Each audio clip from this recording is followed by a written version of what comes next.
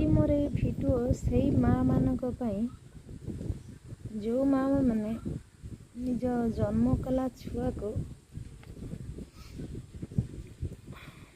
ଜଣେ ଜଣେ ଅଛନ୍ତି ତାଙ୍କୁ ଦିଅନ୍ତିନି ସ୍ନେହ ଆଦର କରିବାକୁ।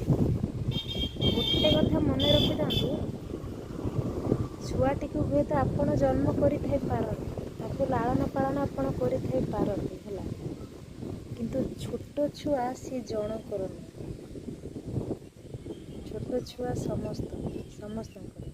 ଯେମିତି ଗୋଟେ ଗଛର ଫଳ ଫଳିଲେ ସମସ୍ତଙ୍କର ଅଧିକାର ତା ଉପରେ ଥାଏ, ସେମିତି ଗୋଟେ ଛୋଟ ଛୁଆ ଯିଏ ଜନ୍ମ କରିଛି କେବଳ ତାର ଅଧିକାର ନୁହେଁ, ସମସ୍ତଙ୍କର ତା ଉପରେ ଅଧିକାର। ସମସ୍ତେ ତାକୁ ସ୍ନେହ ଶ୍ରଦ୍ଧା ଦେଇପାରିବେ।